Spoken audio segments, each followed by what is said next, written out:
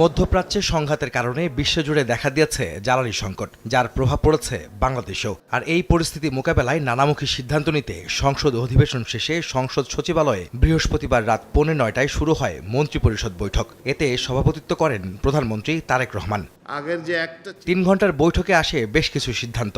জাতীয় সংসদের মিডিয়া সেন্টারে সেই সিদ্ধান্ত জানাতে ব্রিফ করেন মন্ত্রিপরিষদ সচিব নাসিমুল গনি। মধ্যপ্রাচ্য যুদ্ধের ফলে যেখানে আমাদের সাপ্লাই লাইনটা ইনসিকিউর হয়ে গেছে, তার ফলে যে প্রাইসের ফ্লাকচুয়েশন হচ্ছে, সেটাকে মোকাবেলার জন্য আমরা কি ব্যবস্থা নিতে পারি। এ সময় তিনি জানান, মধ্যপ্রাচ্যে যুদ্ধ পরিস্থিতির কারণে সাপ্লাই লাইন ঝুঁকিতে পড়ায় সরকারি ও বেসরকারি অফিসের কর্মঘণ্টা 1 ঘণ্টা কমিয়ে সকাল 9টা থেকে 4টা পর্যন্ত করার সিদ্ধান্ত নিয়েছে সরকার। ব্যাংকের লেনদেন হবে 9টা থেকে 3টা পর্যন্ত। বাণিজ্যিক অফিসগুলো আমরা কমিয়ে নিয়ে আসতেছি 1 ঘণ্টা করে, 9টার থেকে 4টা পর্যন্ত অফিস চলবে, সকল অফিস।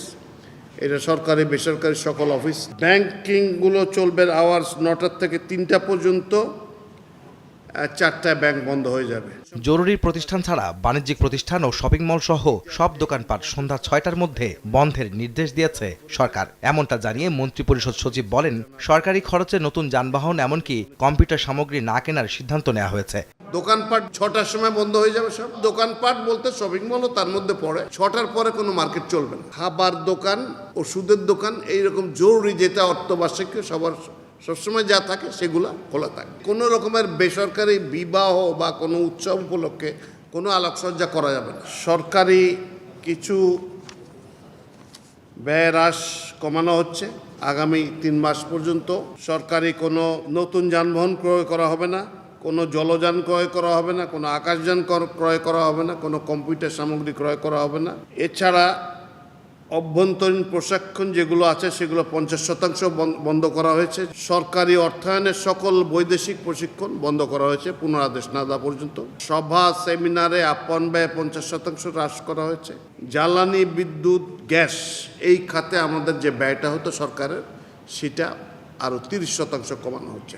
এছাড়া ভ্রমণ ব্যয় যেগুলো প্রয়োজন নেই সেগুলো কমাতে বলা হয়েছে, এখানে আমরা 30% হ্রাস করে দিচ্ছি। তিনি জানান, শিক্ষা প্রতিষ্ঠানের বিষয়ে সিদ্ধান্ত আসবে রোববার।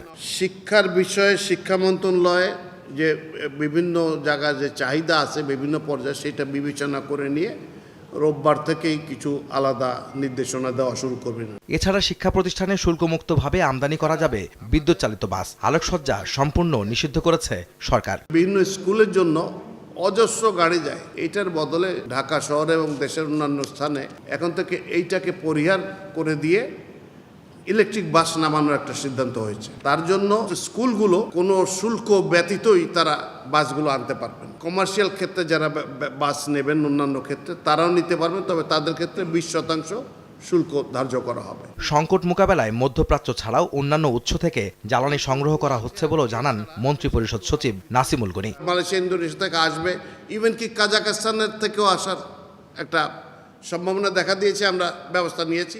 আহমেদ সালেহীন, সময় সংবাদ, ঢাকা।